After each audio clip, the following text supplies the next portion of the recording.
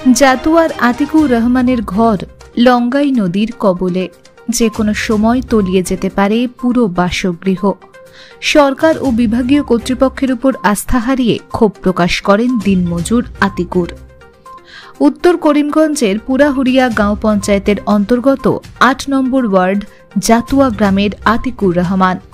তার ঘর ইতিমধ্যে লঙ্গাই নদীর দখলে, যে কোনো সময় নদী গহ্বরে তলিয়ে যেতে পারে বাসগৃহ। আতঙ্কে দিন কাটাচ্ছেন আতিকুরের সন্তানেরা।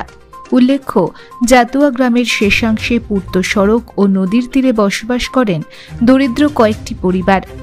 অন্যত্র স্থানান্তর হওয়ার মতো কোনো সাধ্য নেই তাদের। প্রতি বছর বৃষ্টির মৌসুমে আতঙ্কে দিন কাটান, তবে এবার চরম আতঙ্কে রয়েছেন আতিকুর রহমানের পরিবার সহ পার্শ্ববর্তী কয়েকটি পরিবার। কারণ ২২-এর প্রবল বন্যায়ও লঙ্গাই নদীর জল এভাবে বাড়েনি। ইতিমধ্যে কয়েকটি বাড়ির সঙ্গে নদীর জল মিশে গিয়ে পুরো সাদা হয়ে গিয়েছে।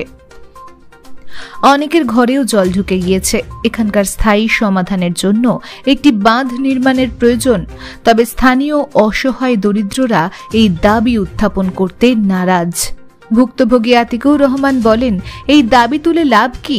বিগত কয়েক বছর থেকে দুর্যোগ মোকাবিলার কর্মীরা এসে দেখেন এবং ছবি তোলেন, তবে আজ অবধি বাঁধ নির্মাণের কোনো অবকাশ নেই।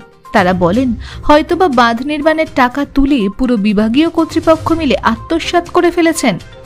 বর্তমানে একদম বিপদ সীমার বাইরে থেকেও সরকার ও বিভাগীয় কর্তৃপক্ষের উপর আস্থা হারিয়ে ফেলেছেন, যার দরুন কোনো দাবি রাখতে চাইছেন না এখানকার নদীর তীরবর্তী বসবাসরত দরিদ্ররা।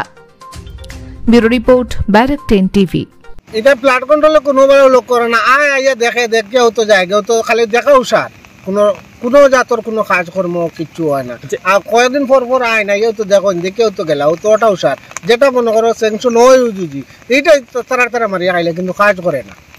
আচ্ছা, মানে এই জায়গাটার নাম কিটা? এই জায়গার নাম জাতুয়া, ওয়ার্ড নম্বর 8 নম্বর ওয়ার্ড, পুরাউরিয়া জিপির। আচ্ছা, যে বর্তমানে আপনার ঘরের অবস্থাটা কিরকম? মসজিদে ফাটা আছে, মসজিদে ফাটা, ভিতরে জল। এই আতঙ্কের মধ্যে রইতরা কিলা শিশু যাওয়ার মতো জায়গা নাই। আজকে আপাতত মানে স্কুলে শরণার্থী শিবির খোলা হয়েছে, আপনারা চেষ্টা করলে ওখানে যাইতে পারেন। আর আমরা এই যে স্থায়ী যেটা সমাধানের যেটা দাবি বাঁধ নির্মাণের কথা, আমরা চেষ্টা করবো মানে ঊর্ধ্বতন কর্তৃপক্ষের কাছে তুলিয়া ধরা। কিন্তু তুমি নাই নত দিতে পারবে, কিন্তু এটা দেওয়া এখানে বেকার, এটা কোনো কাজকর্ম হয় না। এটা খালি সরকারের বুট আইলে সপ্তাহ দিলাই না, আর বুট গেল গিয়া আর খেয়া করার কোনো লক্ষ্য নাই। আচ্ছা দর্শক, আপনারা দেখতে পাচ্ছেন উনি আক্ষেপের সঙ্গে মানে আমাদেরকেও বলছেন যে আমরা দিতে পারি কিন্তু কাজ হবে না। মানে এতটুকু বিশ্বাস উঠে গেছে, মানে সরকারের উপর ওনাদের পুরোপুরি আস্থাও চলে গিয়েছে। আমরা বর্তমানে রাজ্যের মুখ্যমন্ত্রী একজন কর্মতৎপর মুখ্যমন্ত্রী বলে জানি। আমাদের অভিভাবক মন্ত্রী তথা জলসম্পদ মন্ত্রী পীযূষ হাজরিকা, উনিও কর্মতৎপর।